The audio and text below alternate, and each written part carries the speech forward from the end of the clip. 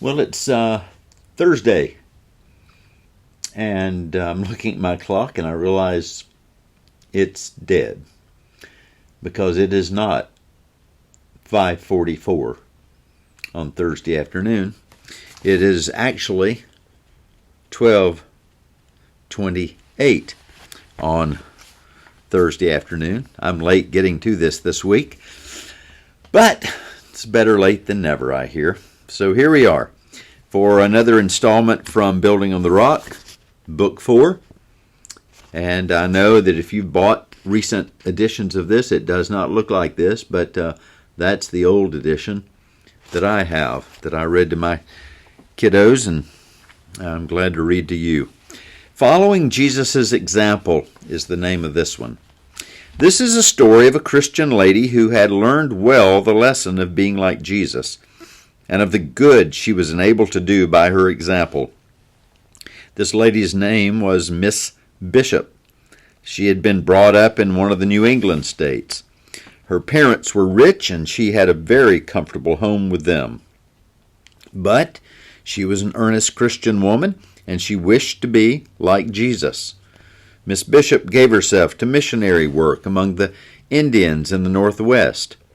Today, the politically correct way of saying that would be she gave herself to missional work among the Native Americans in the Northwest. Well, whichever, you get the point.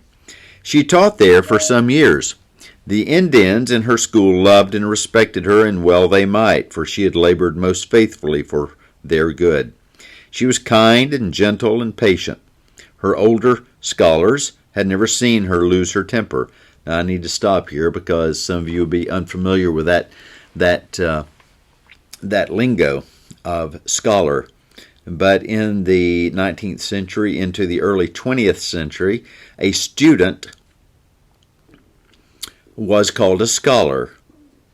It was the intention of the institution, wherever they might have studied, to produce academic masters, people who mastered the material. They would become the scholars of that material for the future generations. We don't call them scholars anymore, I suspect, because we don't intend to make them masters of the material. We intend to get them diplomas so that they can move on somewhere else.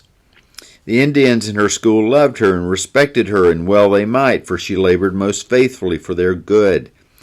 She was kind and gentle and patient. Her older scholars had never seen her lose her temper, and when she read and spoke to them about Jesus, they saw that she was following his example.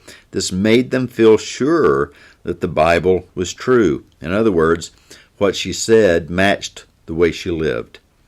But some of the Indian scholars who had not become Christians felt uncomfortable. The truth is, their consciences were troubling them for not wanting to obey God. Miss Bishop's example seemed to be saying to them every day, the Bible is true. You ought to believe the God of the Bible. And they thought that if they could only see her get angry once, they would not feel so uneasy about it. So after school one day, some of the older boys had a meeting to talk about it.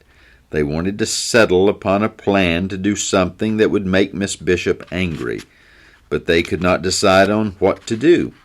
They were about to give up when one of the boys, Jimmy Cornplanter, whose little black eyes had been looking intently at the skies, jumped up and said, I know, but I'm not going to tell you now. Come tomorrow morning. We will make Miss Bishop mad. She'll be very mad. None of them believed that Jimmy Cornplanter could make Miss Bishop angry, but they all promised to come. It was in the middle of the winter, and that winter was an unusually severe winter. Early the next morning, Jimmy Cornplanter and the other boys were at the school long before it was time for the teacher to appear. Jimmy told them his plan, which was quickly carried out. They carried buckets of snow and emptied them into the stove so that the whole stove was full of snow. Then they hid themselves in the cloakroom to wait for the teacher. They were sure she would be very angry to find that she would not be able to start a fire in the stove. That morning, by the way, it was very bitter in its coldness. Miss Bishop started out early so she could get a fire going well before school began to chase the cold out of the schoolhouse. She had to make her own path through the snow, and she was chilled through to the bones by the time she reached the schoolhouse. Her fingers ached with cold as she opened the door. She thought for a moment of the comfortable home she had just left, where her father, or rather, she thought for a moment of the comfortable home she had left behind, where her father, mother, sisters, and brothers had everything they needed for their comfort. But she said to herself, "No, but I'm happy to serve Jesus here." And that thought warmed her heart. She entered the schoolroom, and taking her little basket of kindling, she opened the door of the stove to start the fire. Now, for those of you who may not have wood-burning fireplaces, kindling is what we call in the country fat wood. It's typically what we call also rich pine. It's the knotty pine. You go out in the woods still today. If you find an old pine tree that's been cut down, often there'll be a part of it left, and you can cut it into very, very small, fine pieces and smell it, and it smells so good. And it's highly flammable, children. That means it'll start burning real easily without much effort. And so she had taken a little basket of this kindling, and she opened the door to start the fire. There, to her amazement, was a pile of snow. She blinked in surprise. Immediately, she suspected it was a trick the boys were playing.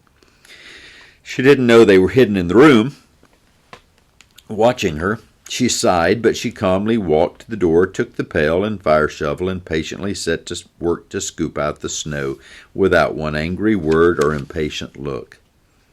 This was too much for the boys, who had watched it all from their hiding places. They came out looking and feeling rather foolish. But after asking Miss Bishop's forgiveness, they took the shovel and the pail and soon had all the snow removed. Before long, a fire crackled cheerily in the stove. This conduct of their teacher had a wonderful effect on the boys, for it was blessed by God. It made them feel sure that what the Bible teaches is true, and this salvation that Miss Bishop talked to them about and possessed in her own life was real. During recess that day, Jimmy Cornplanter shouted in triumph to his friends, "Miss Bishop, she can't get mad! Miss Bishop, she can't get mad!" Miss Bishop heard Jimmy, and her eyes filled with tears. They could not see her heart, how she prayed for God to make her an example of Christ for these natives, and how she worried that she would be a hindrance in the service of her Lord rather than a useful servant. Now, she thanked God and prayed for strength and love to continue this great work of serving God among these Indians who needed the Savior, Jesus Christ, so desperately. It's important how we live, not just what we say. It's equally important what we say, but it's also important how we live. Recently, I've said this several times. Your profession of faith means nothing. It's your possession of faith that means everything. Well, until next time, building on the rock. God bless.